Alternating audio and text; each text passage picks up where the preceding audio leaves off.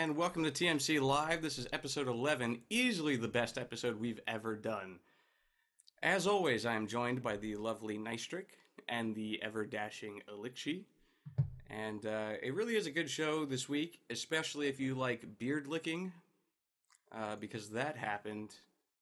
Also, if you like Elite Dangerous or any game that's not EVE, but also EVE, I guess. It's kind of a slow news week. Not a lot going on. Rhea just came out. And we're not going to hear anything from any dev for the next, 2 to 3 weeks. It's holiday break in the games industry. Nobody works anymore until after New Year's. We did get a little snippet, though, of their plans for 2015 for next year. Nystrik, you want to run us through that real quick? Okay. So the '07 show, which aired a few days ago, kind of gave us a whole lot of nothing and then a whole lot of this is what we're going to do, but with no real, no explanation for any of these plans. So there's just a bunch of plans and no real information about them. So obviously we've all known about this since the beginning. The other Tech 3 destroyers are planned for 2015, are planned to release with the first few expansions. They're looking toward making some asteroid belt improvements. There's no details on what exactly that entails and how that's going to be achieved. They have mapped their first 3 releases out, and they have names. I actually don't remember the names because I suck at this. As long as I'm honest, right? Fine. Yeah, no. It's cool. Their plan for modernization of EVE, they stated it's a very long-term goal. It's not finished yet, and the interface was pretty much just phase 1 of that modernization, so expect more. They're doing a lot of metric-based work now. They talk a bit about that, about how they're really starting to look at what players are doing, which players are using what, how they're being utilized, and really seriously considering community input, which is always a good thing. And it's exciting to see that they're going to be doing that. Can I just say real quick that the game's been online for how long? And they're just now starting to focus in on metrics. What do our players actually like to do? I don't know. It's been a fucking decade. Maybe we should find that out. That seems kind of... Yeah.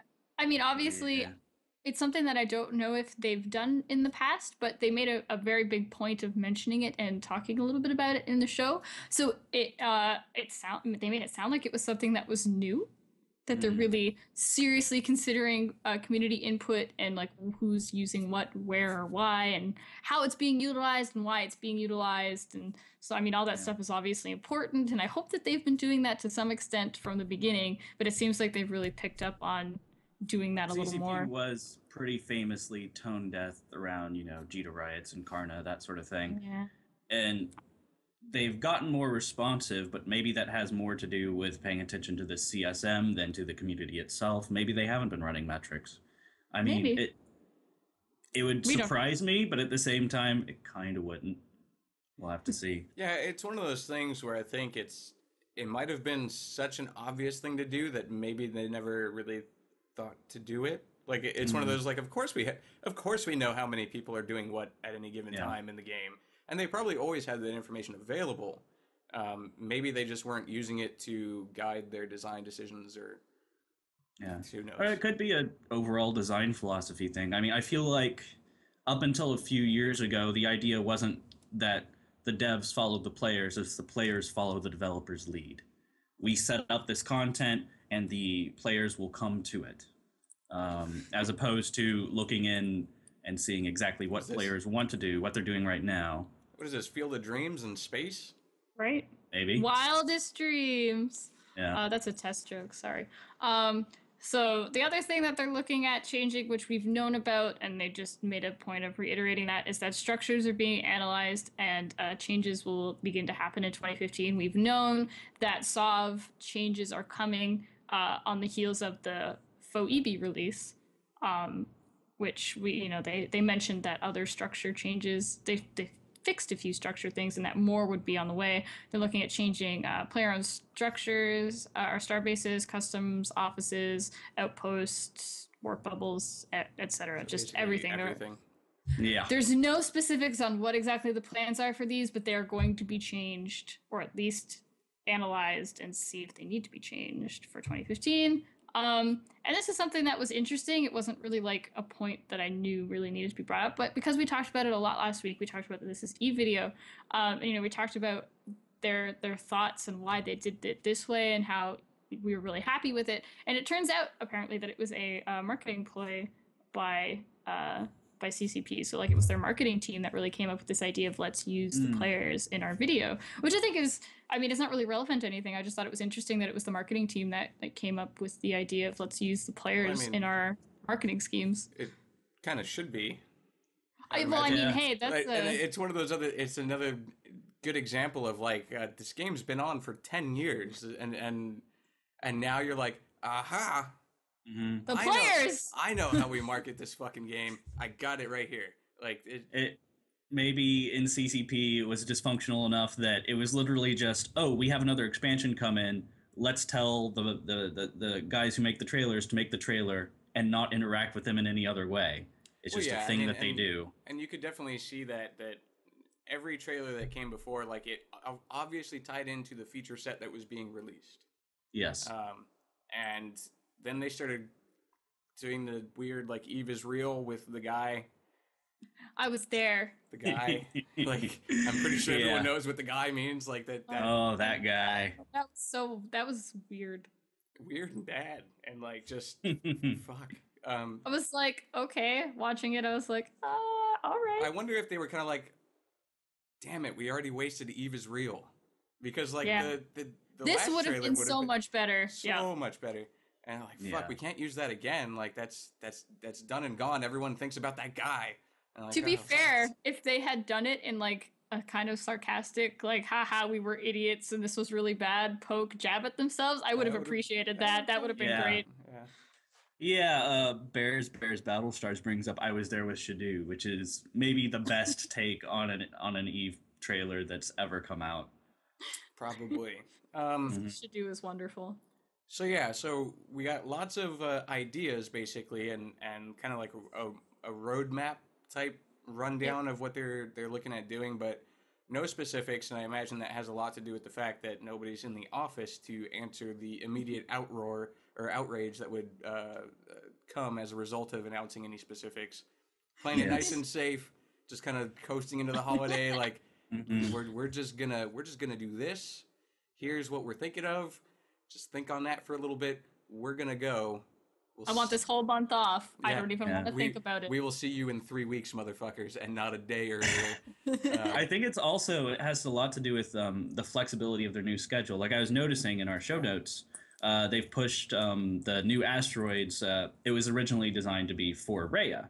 And the polarized weapons, they were intended for Phoebe, but got pushed back to Rhea. Right. So these little side features, they seem to be with the release schedule coming much more regularly. They seem much more comfortable with postponing something if it's not ready. I really, really like that. Yeah. I like that they really focus on something. They go, you know what, this is ready. Let's polish this up and then just put this thing, which is going to take another week of work. Let's put it to the side. Let's really polish what's done, release that, and we'll save the rest for later. Yeah, I wonder then, like, how much of those first three releases what are those actually going to look like versus because you can only have so much slippage, right? Like, if one feature, if one team or any one team is consistently having their thing slipped into the next release, that's okay, right? One thing is no big deal, and it all makes up for it in the end anyways. But what happens if you can't meet your target for one of these patches on 2 or 3 different fronts? That's one of the things that I remember that we talked about this on the first episode that I was brought on, and that was one of the concerns that I voiced. Forcing things out on a fixed schedule has its pros and cons, and one of the cons is that if it's a really big thing and you're announcing it as like this, like say for example they announced Rhea and they said Thera is going to be huge, and then they went, it's actually not ready, and neither is the Tech 3 destroyer, and that was the whole point of Rhea. Right, exactly. Then like why? Putting it in Rhea terms, exactly. Like, what if those 3 things instead of just one thing slipped off the board, and then it's like, what did we get? What did we even get a patch? Like, what was physically based rendering. and new skins for the Blackbird. They are or very new pretty. new models rather. You know, like that's kind of the fear, but I mean, so far they've been able to avoid that. Yeah. You kind of It's have a to give them. dangerous game. It is a dangerous game, but if they feel like they can do yeah. it, I mean, then Yeah. they're gonna go for it. How do you guys feel about the new UI? Have you had a chance to sit down and kind of mess with it a little bit? Nystrik, you don't even play, so I've sat down and I've looked at it, and I've messed with it a little bit. I haven't actually like changed any of the colors or anything because I don't want to really, but I'm still really digging the way the UI looks. Like I love the layout. I like the way all the windows look. I like the new icons. Huge fan. Yeah, I managed to sit down and kind of mess with it a little bit. And I'm basically just like the stereotypical bitter vet at this point. Like, why the fuck did you change this? As many complaints as I had, now I don't know what anything is.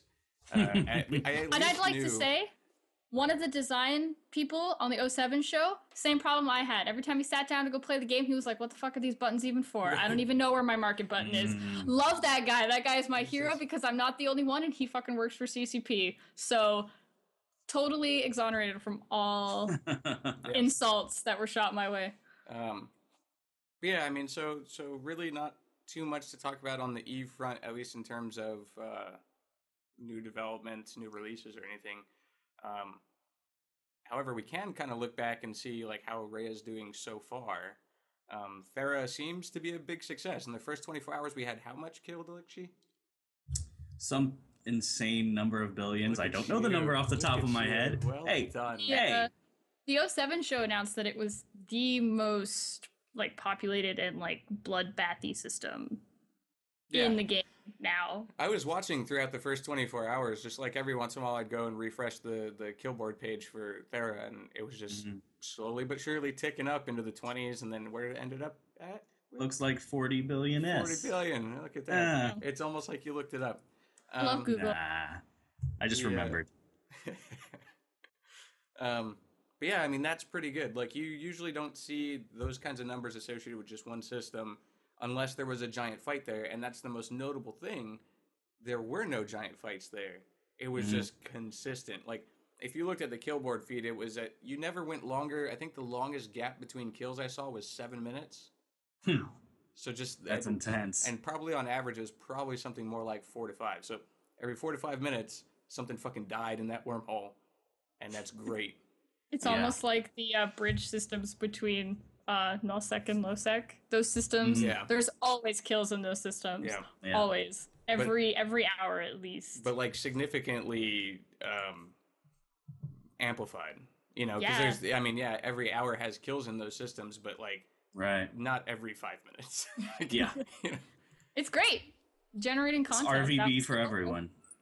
And then we also ran into a thing where, so Thera is supposed to be, it's a wormhole that has rotating static connections to known space. A lot of them. A lot of them. But what that in turn means is that because they rotate, you never quite know where they're going to be. And if I recall correctly, CCP actually called out the first person to find Thera.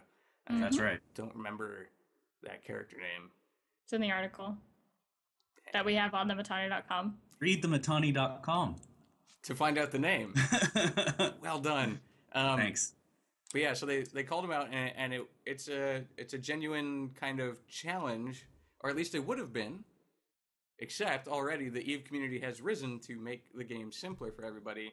Yes. So we now have EVE-Scout, right? EVE-Scout.com? Yeah. .com, where it'll show you the most recent connections, and you can kind of just set destination and go there. And then all you have to do is probe down the wormhole. So kind of took all the mystery out of it.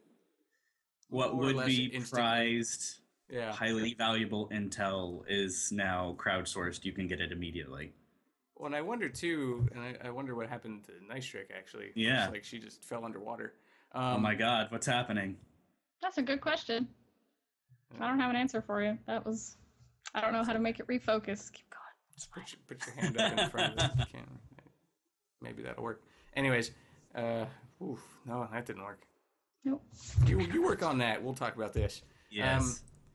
So they made this website, and it kind of took the mystery out of it. and I mean, it's somewhat to be expected. My main question is this information crowdsourced? Do we know? Like, are people reporting to Eve Scout where this thing is, or is it somehow finding out, or is the person running it just sitting in Thera? No, it's crowdsourced. I believe they have some people they call trusted scouts. After a certain number of correct reports, they go straight in. They have access to the site basically. Gotcha. Otherwise, they have a public Eve chat room channel. Try playing with the Zoom or something. I don't know. It's doing it on its own. It's literally like just randomly going zoom out, zoom back in, bam. I don't know why it's doing this. Sorry. Do you have it set to like auto track your face? No, I don't even know how the fuck this thing works.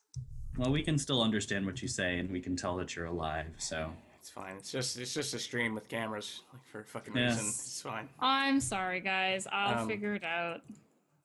But yeah, so I did think that was pretty cool because that was my main concern. Is like I want to be able to jump in and go to this place, but as always, I don't have a whole lot of time, and I don't want to spend my entire play session just trying to figure out where this fucking wormhole is. Absolutely. So yeah, I mean that's pretty cool.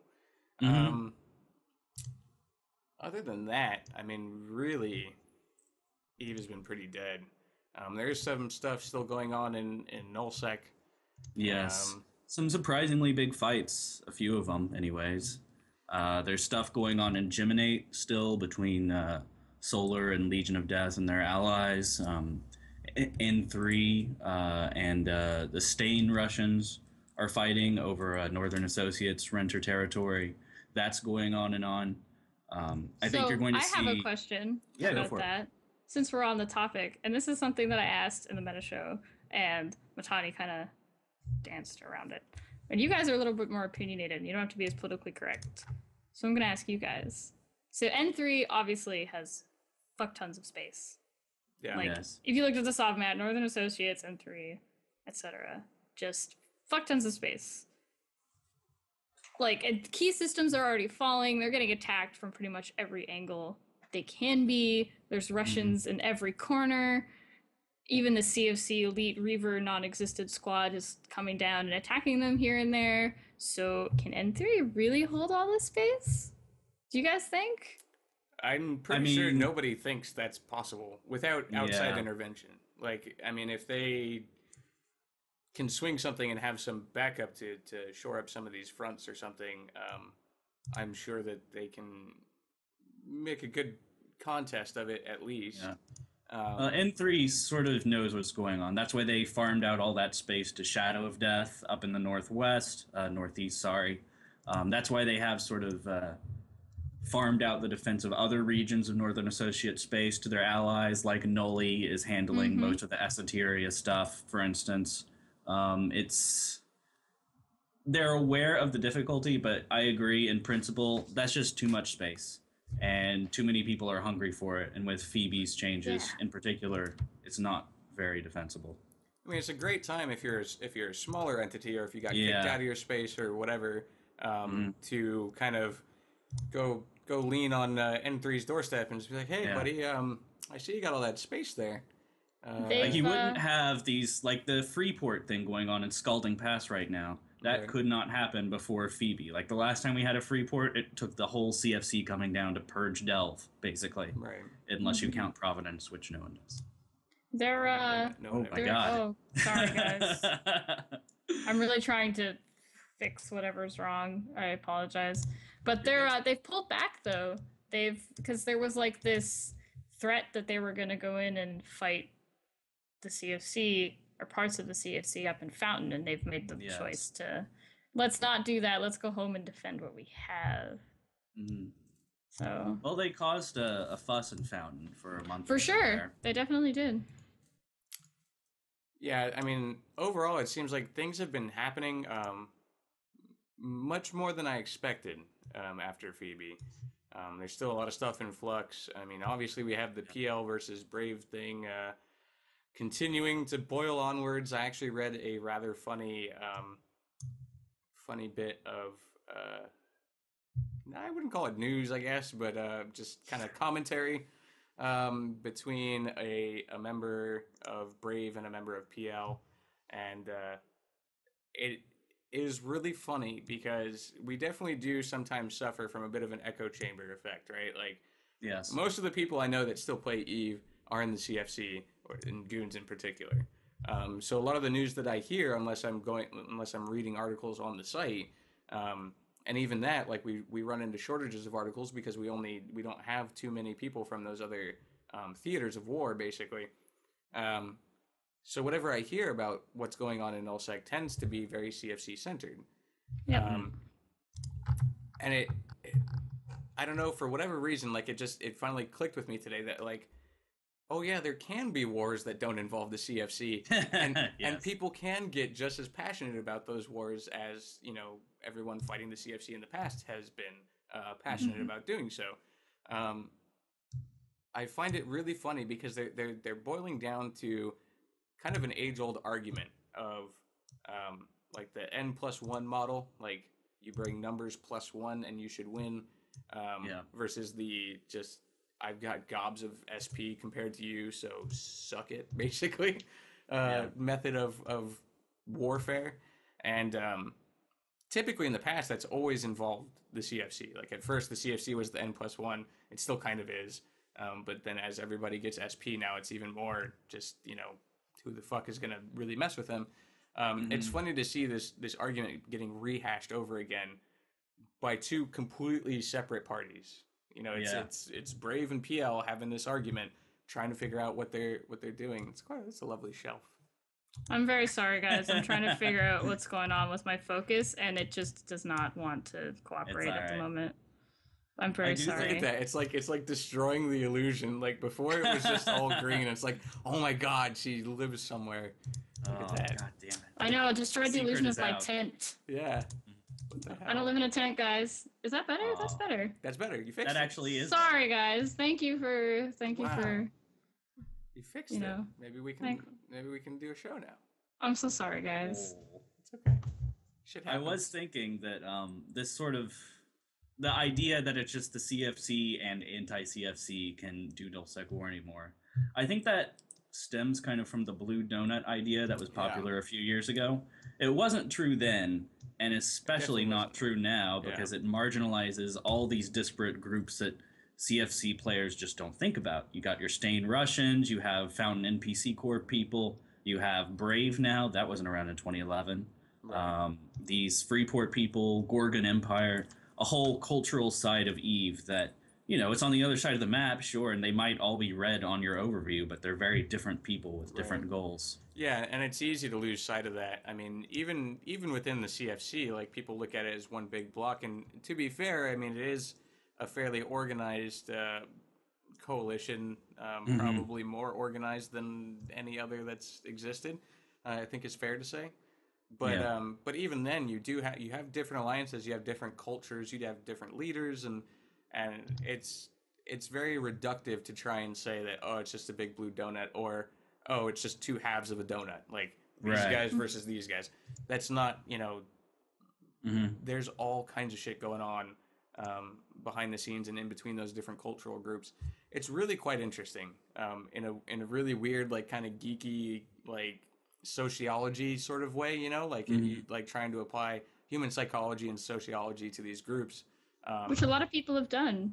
Yeah, I which mean, is kind of cool. It's a legitimate thing, I think. Especially, like, in regards to EVE, like, when I played more, there was always links to, hey, this guy's doing, like, a social thing about EVE, take this survey and or talk to this person. And I've had, like, 3 or 4 interviews and or surveys of people doing that kind of research for, like, a legit university or for, like, a thesis into their PhD, like, which is super cool that EVE can be used in that capacity. Yeah, which is really just a long and roundabout way of saying that, like, shit's still happening in Nullsec. Expect it to keep on happening, I guess. I mean, nobody's declared victory yet in the PL versus Brave war, I don't think, right? Like, that's not happened yet. So, you know, a war is over instantly as soon as somebody declares victory, as far as I'm concerned, because then it's all just spin from there and it doesn't matter anyways. Which I'm surprised nobody's really caught on to. That, like, if you get into a war Like as soon as shit looks like it's getting a little shaky and maybe you're not gonna make it, just fucking declare victory as loudly as you can. Like all objectives achieved, motherfuckers. We're going home, and like that's it. That's all you need to do, and then the war's over as far as everyone's concerned. Yeah. Because if you try and contest that argument, then you're just bitter because you lost. Yeah, it's there's something very complicated about the interactions of social groups in EVE and alliances and things like that, but the actual way that you manage those social groups is the most reductive thing in the world. Yeah. It's entertaining, but it's like psychology Sometimes. 101 bullshit. Well, yeah, and it's easy if you're on the wrong side of things to just say, "Oh, it's a big blue donut. That's why we can't have any success," you know, or you know, these big meanies are working with each other. Like the whole like ongoing relationship between PL and Goons in particular, with the CFC as a whole, is very complicated and kind of weird in like the most human way possible. Like it's on again, off again. Like you could make a fucking drama about this shit. And but at the end of the day, like everyone just wants an exciting game, and that's what I think a lot of people lost sight of for a long time. And maybe even myself, like I'm starting to gain that appreciation back. That like things are happening. Doesn't necessarily have to involve the CFC for it to be an important and you know vibrant part of the Nullsec community. You okay over there? You just keep flashing in and out. You're just all fucked up. I think it's a program fucking with my webcam settings, and I want to uninstall it, but I'm afraid of what that's going to do to my computer. That probably wouldn't be good for the stream. Yeah, so I'm probably not going to do it live, but it's driving me absolutely insane. For those of you that are like, "Oh, Nystrik, what's your camera doing? It's so stupid." I'm aware. I hate it, and I want to punch it. Well, good job. Tempting. Good Don't job, tempt me. Alikchi. Just put your fist up. Just fist bump. Really fucking hard. Okay. It's tempting. Yeah, so I don't know. I don't know if we have any more specifics about stuff that we can talk about. It does seem in general to still have been a pretty quiet week, all things considered, on more or less every single front regarding EVE. So unfortunately, we don't have a whole lot to talk about. Things are grinding down at CCP. Yeah. It's the holidays. I mean, even for the players, things usually grind down around Christmas. Yeah, so it's very, you know, people are traveling and going to see family and stuff. I mean, we're all human beings at the end of the day. And are we? Most of us don't live in basements, so, you know, contrary to the stereotype.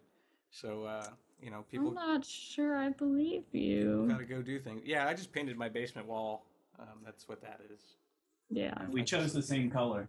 Yeah. I'm still living in my tent, despite... ignore the things that you saw. It's still a tent. It's all magic. It's all magic. But on the flip side, we actually have a surprising amount of other game news to talk about. Yes. Considering the time of the year that it is. So Oculus Rift has bought up two VR tech companies. Who knows about this? Which one of you? I read a bit about it. Go for it, somebody.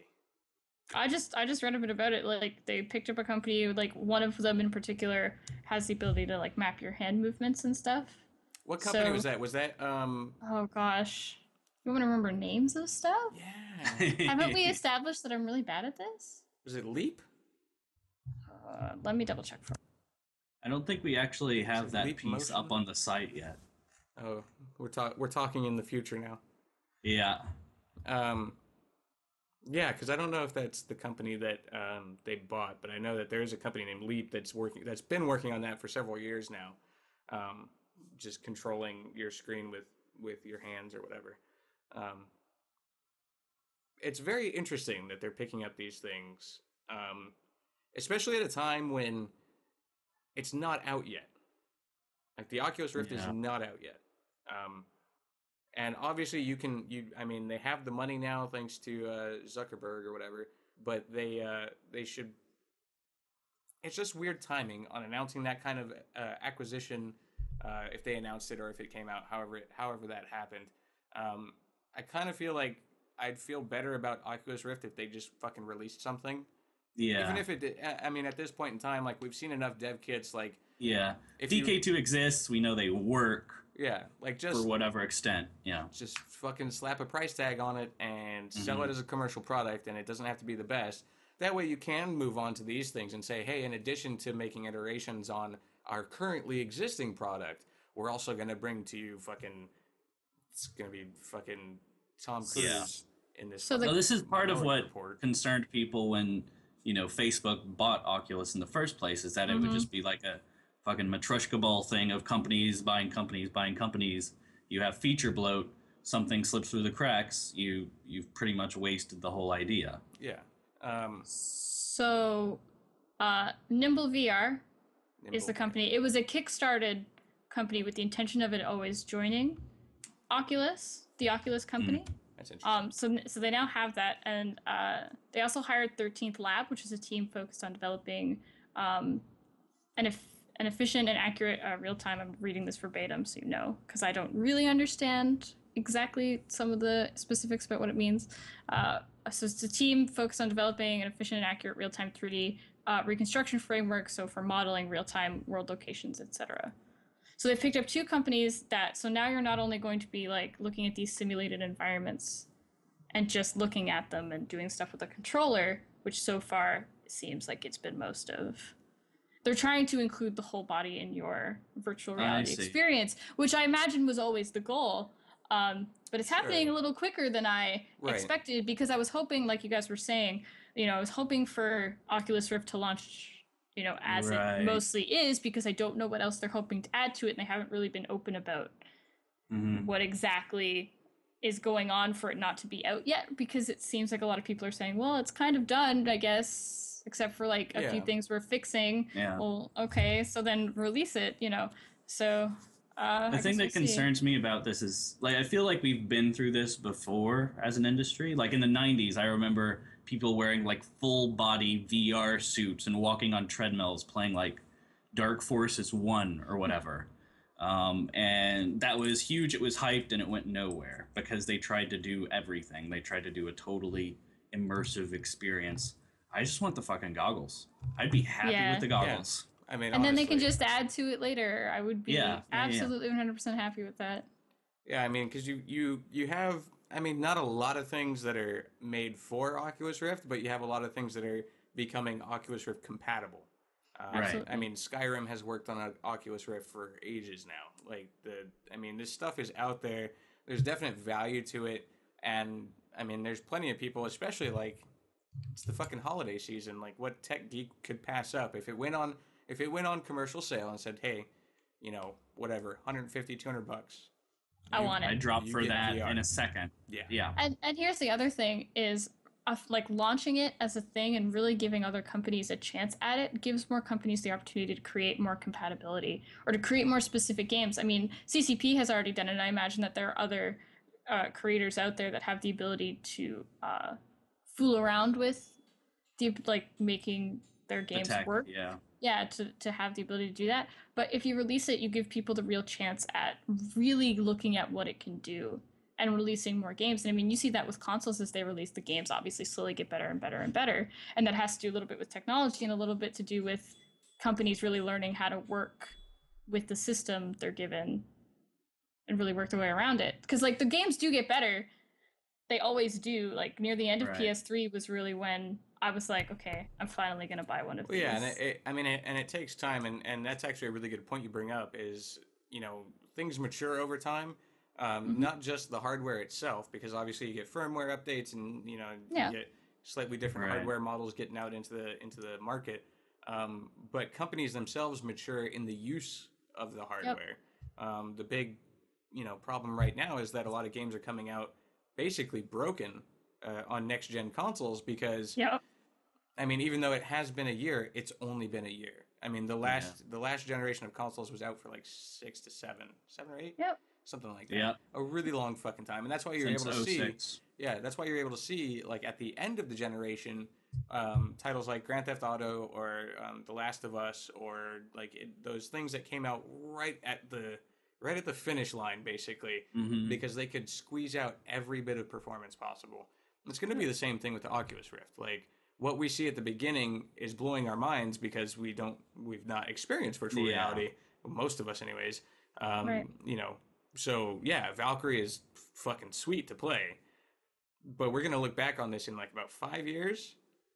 Like, wow, that game was kind of shit. Like, Yeah. you know, It was as literally you the do. most simple implementation you Yeah. could have of the VR tech. But that's okay. It needs to be Oh, yeah, simple no, before right. it can get better. Right. And the only way it's going to get better is with time and people having the opportunity, like Scaurus said, to fool around with the technology and really learn its ins and outs. Yeah. Yes. So yeah, I think it's definitely becoming time for that damn thing. to I come out want it. already. Damn it. You've got at least 3 people that are going to drop $200. So let's Yeah, go. I mean, come on. Yeah. This is Money, money, money. It's like $1,000. Go for it. Um, TMC live at thematani.com. so You can send us one free. Yeah, we'll Yeah. play it. Yeah. Uh-huh. that'd be great. I'll say nice things about it for money. I have no ethics. Don't tell people that. I mean, I have ethics. I think you just broke Scaurus.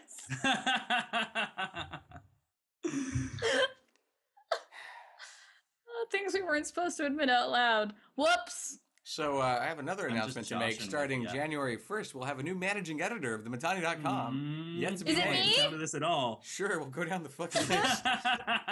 No, No, I'm very ethical. Speaking of ethics, how do you like your free Elite Dangerous account? I mean, How you it's doing not with that? free. It comes out, right? It's coming out Comes out tomorrow. tomorrow. Yes. Technically, Oh shit, is it tomorrow already? Holy shit, it is. technically, like 12 now GMT. though, right? Yeah. Because it's silly UK time, that island that nobody cares about. Mhm. The oldie Even though British all of Islands. almost all of our time zoning is like... It's just the old relic. Yeah, so It that's looks like coming out, it'll be right? out in like 8 hours. 8 hours from now. Yes. So that's good. So you're gonna wake up and play it? You're gonna wake up early, play some Elite? You know what? I just might play it right now. I might have been playing this whole time. You can't play right. The servers must be down. would I imagine. actually managed to log in Really? a few hours ago. Yeah. They're doing last minute updates right to the end of the wire. I had to patch it twice in the process. Wow. It's How much time have you actually spent with Elite so far, like in the beta? probably 5 hours combined in the beta and in gamma. Maybe more than that, but enough to get a feel for most of the things you can do. The thing with Elite is that it's actually a surprisingly time-consumptive game. The game is you do a lot of traveling. Traveling is not instantaneous, Sounds like especially in-system travel. Which is Okay. kind of nice. It reminds me of Euro Truck Simulator in a way, in that it's sort of a soothing, chill-out game when you aren't getting interdicted and blown to pieces by a I pirate. was gonna say, like, this So doesn't. like you. So it's like Euro Truck Simulator, but if terrorists come over the hill every once in a Yeah. while and blow up your truck. That's a really good DLC, I by want the to way. play You that should- game.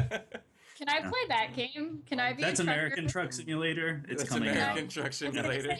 say, can I be a trucker in the Middle East? I don't think Please? you Iraqi wanna Truck be. Simulator. No, like in a game, not in real life.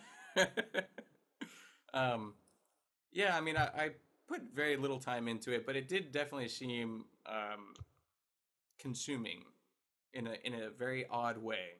Like, I would have expected for the perspective that you're in, because you're in the cockpit, like everything's more immediate.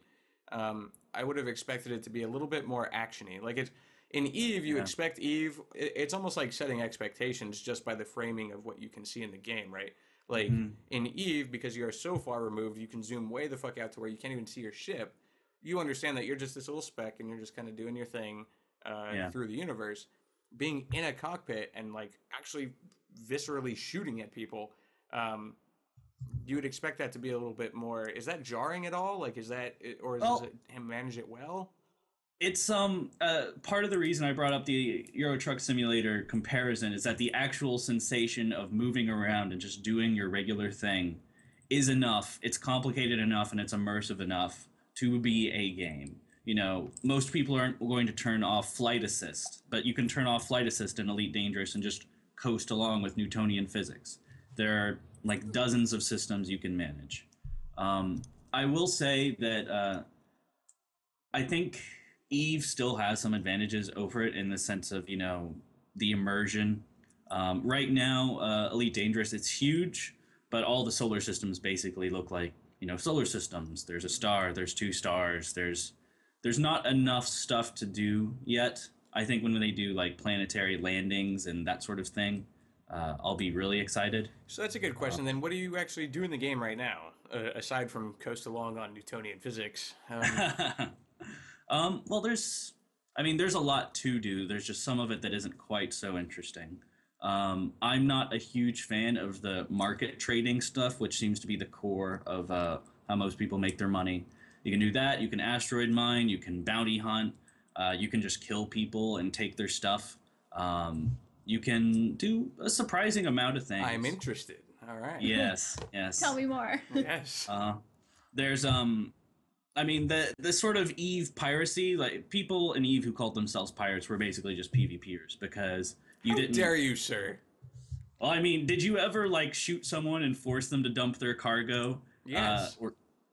Really? Did you really? Once. Yeah. Once. Yeah.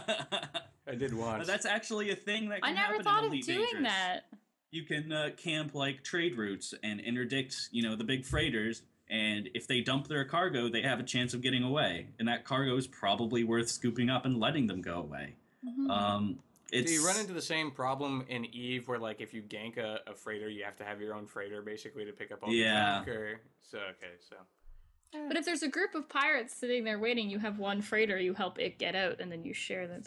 There's actually a similar element, I'm going to bring it up, in Arcade where, like, pirates will storm the one area. Pirates will Here we swarm go, ladies the and gentlemen. area. Hold on a second. It's going to be a quick. It's only going to be a minute. Not even just really quick. Ladies and gentlemen, your Arcade Minute brought to you by Nystrik. Go. So there's this little island that everyone turns everything into because you want Gilda, because Gilda gets you nice stuff, blah, blah, blah, blah, blah. It's very complicated. Not really. And the pirates get to live near there because it's the only place they can go because they can't go to the main areas because they die and whatever. Wow, like she took a headphone out. Wow. So then the pirates just, like, blockade this area, and sometimes if you want to get in there, you have to pay off the pirates. And if you don't, they kick your ass. Unless you can sneak through. Is there a possibility to pay off the pirates and still get killed? Oh yeah, absolutely. They could not keep their word. They could just be like, yeah, pay us. Now get fucked. Mm-hmm. I know it's happened sounds once more or like twice, Eve. so... Yeah, now I'm on board. See, this is the terrifying thing about arcades, is it sounds... great. It just Kind doesn't of. follow through on any of it. It drives me crazy. It sounds kind of great. Like, let's not fucking Yeah. go crazy here. It sounds kind of great. Maybe in But 10 then years. try on. Maybe in 10 years. This is my issue with it. It sounds great, and then try on. I can't blame them entirely, but you can blame I start pulling out the old Eve card, which is, it sounds like a great game. I don't play it, but I'm glad it exists. Like, just that old fucking, that time-honored saying of, basically, your game is too boring for me to play. It's like when it's like when we used to say, Eve could be great, but CCP. Which seems like it's starting to change, because CCP's... CCP finally... work. Yeah, CCP It's finally figuring its shit out, which is changed, great. Well, Elite's coming out. I'm sure we're going to have a lot of coverage of that, some streams and at least some videos, Absolutely. some intro videos to get people started with that game since it's finally actually out. How much is it going to be when it's out? I believe it's $50 US. Oh, Yeah. that's money that I don't have, yay. It The seems like pre-order was like 70. Yeah. It was one of those where they went the wrong way with the early access model. Yeah. It's like you're supposed to pay a really small amount because you're not getting a complete game and you're helping them finish their game, right? Like that was always the concept behind paying for early access, I felt like, was the Minecraft model of pay $5 now, you get this game forever. Even when it's like $30 down the road, it's still yours for the price of $5 because you're helping, right? Yeah. And I think now it's more like if you've been in a GameStop anytime recently, it's like, hey, pay an extra $20 to get early access and the special hood for your Assassin's Creed guy. It's a perk. Now they're just... I have to just say, and this is something that actually, I don't know if you guys ever watched him, The Cynical Brit. He talks about it a lot. Total Biscuit. I love him. He talks about it a lot. giving perks to early access. And there's a lot of people that don't like him. I like his abrasive style. It always makes me laugh. I don't always agree with what he says, but he makes me laugh. There's one thing that he always talks about that I absolutely agree with. Making people pay all this money for these extra perks before a game launches. And then only those people that paid for early access get like these 3 or 4 things that really aren't worth the 30 or 40 extra dollars you pay for it sometimes. See, but it's a market, and I hate it. This is where you get, though, into a fundamental misunderstanding of what worth is. Worth is whatever it is. To me, that fucking armored pony that I get for giving you money early, an extra $20, maybe it's worth the 20 fucking bucks. It's worth it to me. It's value to me. And obviously, because they keep doing it, it's value to a whole lot of fucking people. So like, that's one of my things with him in particular. But kind of, I understand what he's saying. Like all the critical elements in the gaming industry now that like to just kind of shit on the commercialization of the industry as if there's some kind of fucking hipster, like, oh, I liked games before they were commercialized. Just shut up. Like, I bought all my games in garage sales. I just mean that you have the issue sometimes where you get these early things and then they're either not all they're choked up to be. Sure. Like, which happens quite a bit. And I use that word wrong, but that's fine. I know that I said it wrong. I don't care. It came out of my mouth and I was like, that's not the right word. But I'm not saying that it's not, that people aren't silly, right? Like paying $20 for an armored horse in a game, $20 extra early before you even know if you like the game or not, right, is probably a questionable decision. But it's not my decision to make, right? Right. Star Citizen. Well, then there's also I wasn't going to say the fucking name of the game. God I was damn going it. to too. But there's also the issue with Elite Dangerous, where a lot of these people paid extra for early access to play in offline mode, and then go fuck yourself. It seems like they kind of sorted that out, though, right? They did, but I mean, there was that issue at first, and they weren't going to backpedal on it, but because of community outcry, of course, which they should have expected. But there's issues like that pop up where you pay a lot of money for early access and these cute little fancy things that you get, and you're like, oh, that's great. And then, there's the problem of you get into the game, and you're like 20 minutes into it, you're like, why the fuck did I, what? That's probably more of an example of the difference between a large publisher helping out a company or a large company making a game and a small independent studio. Like, they don't have the resources to have people hired to only think about these things, whereas Activision does. Sony does. Like, all these companies do, and that's why when they take missteps, it's typically in relation to their games just being utterly broken when they come out. Which is a completely different issue, right? Like, then they're giving away DLC. Like, come play our fucking game. Even though it's broke as shit still. Unity. Just gonna say that. Is it fixed yet? They released a patch. They said it was gonna fix it. Did it fix it? No? Alright. I needed to know. Wow. I don't play it, so I didn't think it would. I'm gonna be honest. Yeah. It's really just... That's distressing. It's really unfortunate because you know what? They could have just held off on release on Unity and then... There are definite concerns to be voiced, though, I think, with this reversal of the trend. Like, it is, in a way, really kind of taking advantage of people's willingness to buy your product without having seen it. Like, you're, in a weird way, like, not to get too pedantic about it or anything, but you're kind of abusing the trust of your customers. You are. Right? And you're at the very least mortgaging it. That's a fucking great... I'm stealing that? You're a smart guy. Sometimes you're kind of smart. He surprises us, know? It's like, wow. I think he keeps it from us. It's like when your dog, that they know the command, but they're just like, no, I'm not doing it. Right. I'm going to act like an idiot. I don't like this metaphor at all. I'm very uncomfortable. It's like my 1-year-old. Like, my 1-year-old knows damn well he's not supposed to be playing with everything in the goddamn house. He doesn't care. No, and he looks at me. What's he gonna do about it? And he'll shake his head too. Like, I'll be like, no, and he's like, and just keeps pulling on whatever his fucking thing is. Like, nope, not doing nothing. But no, so I mean, mortgaging. It's perfect. Mortgaging the trust of your customers. Sometimes it works. I mean, sometimes everything's fine, right? But far more often, and I think it's mainly because we're in an early stage of everything, right? We're in the early stage of the concept of early access. That whole concept is still relatively new. I agree. We're in the early age of, like, well, we're kind of peaking now, I think, when it comes to pre-orders and all the insanity that goes along with pre-orders. We're in the early age still, relatively of digital downloads and digital distribution. Still coming to grips with that. So I mean, and we're in the new in the early part of the cycle for this next generation of consoles. So you put all these things together, and it's no wonder that games are coming out broken. You know, people are taking missteps in terms of pricing, and they're abusing the trust of their customers left and right. And I hope that it'll even out. The thing that makes me think that it won't, though, is the fact that everyone keeps buying everything. Yep. Everyone keeps making money. It's one of those things. So how are they ever going to learn their lesson, right? Like, it's one of those things where I always blame the companies for it because it's easy to blame the companies, but the reality is that it's us. Yeah, it's totally not their fault. If I was a company and people were going to throw money at me for something I hadn't even really done anything good with yet, I wouldn't give half of the shit. Yeah. You know? You want to give me money for a game that's half developed and I'm not even really sure if it's coming out yet? Yeah. Sure. My literal reaction would be, really?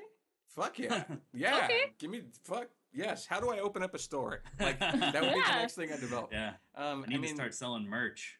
It is definitely somewhat disheartening, but then you also see some games like make good on their promises and actually reach launch, or they do their pricing structure correctly, which is a neat segue. See how into Starbound, which I'm actually really excited for. Starbound came out, I think, late last year or early this year. It was right on the cusp there of the new year. I've easily sunk like 40 hours into this game, and I don't know why, because it is like the most simple it's just little dudes moving around in space, and you got a spaceship, and you make things. It's Terraria in space. Yeah. Oh yeah, is it made by the same people? I don't believe so. No. Okay, because Terraria's got its own version of its Terraria in space. Yeah. That they're coming out with. The key thing with Starbound is that you actually move between like planets and star systems. Okay, I see. Yeah. I see. Yeah. So you actually explore. Spaceship. Everything's procedurally generated, so every planet's unique and all that sounds awesome. It is awesome in a really weird kind of way. Like, it's nothing that I love Terraria. It's nothing that I ever found myself like sunk into, like when I woke up in the morning, like, hey, maybe I should go play some Starbound before I go to work. Like, nothing like that. Like, it's very much a kind of casual pacing kind of thing. But it's a good example of a game that has come a long way since it hit early access. And they're actually going to push out a big winter update early next month sometime. They haven't released an actual date. What they've done, though, is throughout the year, since the game came out, you have the option to get onto their, basically their unstable beta branch of their development. And they push nightly updates. So every single night, they'll push out a fix of some kind or a new feature or an idea for something into the build. And if you wanted to, you could be getting those all along. They've finally wrapped all of that up. So it's a year's worth of work, basically, on the game that they're wrapping up into a bundle. They've tested it. They say it's stable. And they're going to push it onto the stable branch for everybody. So this is the new Starbound, basically. That's fantastic. It adds a bunch of biomes. It adds 360 degree combat, which it used to not have. Oh, wow. It was kind of limited. It was like 270. Like, it was just an arc or whatever. But now it's 360. There's like new weapons like staves. There's you can actually finally customize your ship, because it used to be you just started out with your ship and that's it. Now you can add to it, just like you can build anything else in the game. That's fantastic. Adding a new race that you can play. They're adding new NPCs, consumable items, crafting materials. Like, it's a really long list of really stuff. Cool. One of the biomes that I'm actually like looking forward to is it's called Gnome Village. And Gnome Village. Gnome, like little lawn gnomes, like CCP. Am I allowed to punt like them? CCP guard? Yes. The CCP guard is wonderful. Don't be mean to him. He's a gnome, though. But he's wonderful. They just put the silliest shit in here, and I can't wait for the day that like I warp in on a planet, go down to the surface, and it's just nothing but like. And it'd be great if they did sneak in a CCP guard. If anybody from Chucklefish is listening, just See, look what you've done now is, okay, so I don't know if you've seen my Terraria play file, which is not complete, like my playtime for it on my Steam. I didn't remember the number. I just remembered it was large. 140 hours. Yeah, what the That's fuck? that's online time. What the fuck? I know that's online time because in the second year, when I got that game, my second year of university, my roommate lost her mind and stole my internet. Literally took the box, hid it in her room. I threw it out the window a week later. Yeah, I'm a redhead. I get angry at things. Anyways, not the point. The point is that I had a lot of time where I didn't get to play any games online, so like that, I guess it didn't log to Steam or something. Yeah. So the time is actually closer to like 200 hours. It's stupid. So you're telling me about this game that is like Terraria but in space, and there's a gnome biome. Like, I'm gonna go play this game now, and it's all your fault that my life is over. You should. I mean, it's a generally like. I mean, if you like Terraria that much, I can't really imagine. It's solid. I can't imagine you wouldn't like this game. And if you're a sci-fi nerd of any kind, I mean, it's a very in its own way, it's reminiscent of FTL.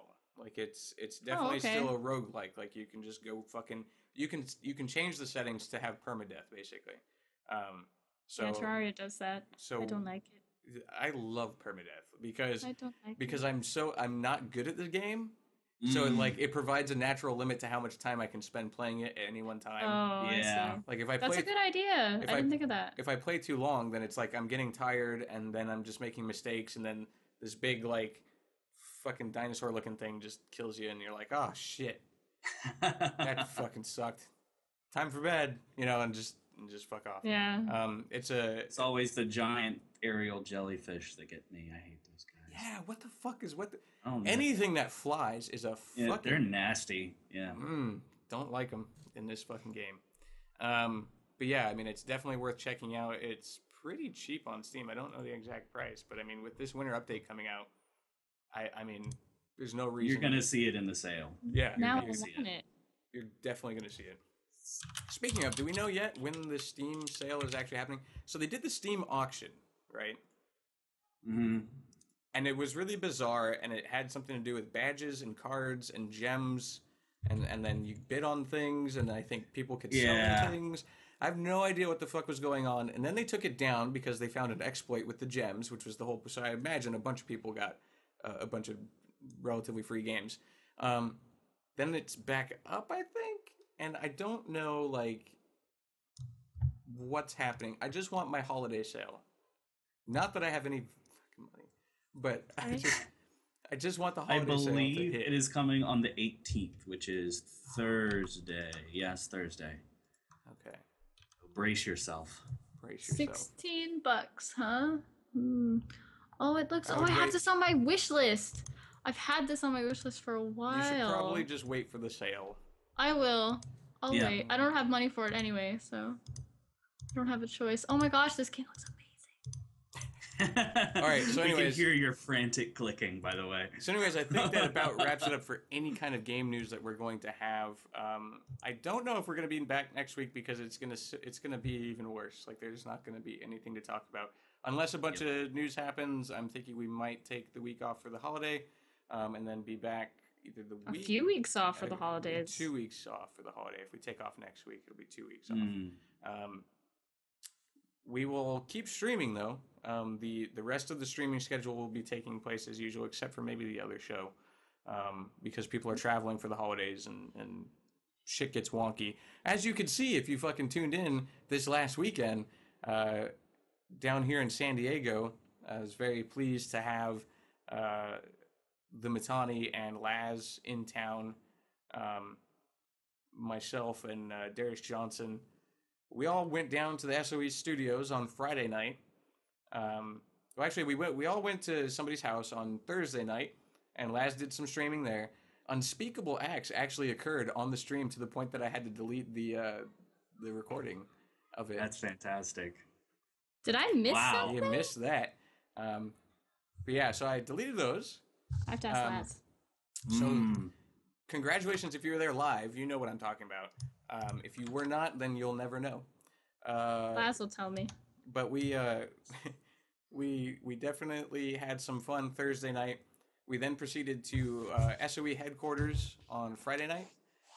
The plan coming in was to play some PlanetSide 2 and have a PlanetSide 2 dev there with Laz. Like Laz was going to play PlanetSide 2. talk to a dev about the game. It was going to be good. And then at some point we would switch over to H1Z1 because that's coming out soon. We should probably play that while we're in town, stream it for people, and have an H1Z1 dev sitting with Laz for a little bit. And we're going to do that Friday night. We showed up at SOE headquarters, and we had an H1Z1 dev, but we weren't allowed to stream H1Z1. And That's unfortunate. And we did not have a PlanetSide 2 dev. Okay. So Laz proceeded to sit there, play PlanetSide 2, and talk to an H1Z1 dev for about an hour before he finally decided, the dev, Adam Clegg, decided to just go home. He then proceeded not to log out of his PlanetSide 2 account. So Darius Johnson hopped on that and had some fun and spent all his station cash buying winter camo, which was just amazing. Very nice. Weapon locking himself repeatedly, so basically killing all of his friendly players in PlanetSide 2 until we had enough and left and went to dinner. Then Saturday happened. And Saturday is obviously the Meta show. It's supposed to start at 1 p.m. Pacific. It usually has the Mittani and the lovely Nystrik on it. But because everyone was in town, we decided, okay, this would be a great opportunity to do a special edition Meta show with the Mittani, Laz, Darius Johnson, and Java Junkie. Oh, it was special, all right. All on the... No spoilers. All in the cast together, all talking about Eve and all that stuff. They got there and somebody pressed a button somewhere on the soundboard and then couldn't figure out how to unpress it. They changed the profile that they were streaming to. That's what happened. Maybe. So when you change the profile, all of your settings go away. Oh dear. Well, this is an XSplit, and as far as I know, I see. They said they changed the profile, so they probably changed it, but I don't know what happened. Anyways, there was echo, so they had to move to another studio at SOE headquarters with no basically adult supervision at all. And at one point, Darius Johnson said that if you sub to the channel, I will lick Laz's beard. Or I think he said, I'll just lick Laz. And then he just picked. He said his beard. Oh, he said his beard. So we ended up picking up a few subs that day, which was nice. And then there was another. Was it worth it? Was it really worth it? For me, yes. Laz is never going to be the same. Because that shit was hilarious. Yeah, I feel bad for Laz. Laz might be scarred a little bit for the rest of his life. Yeah.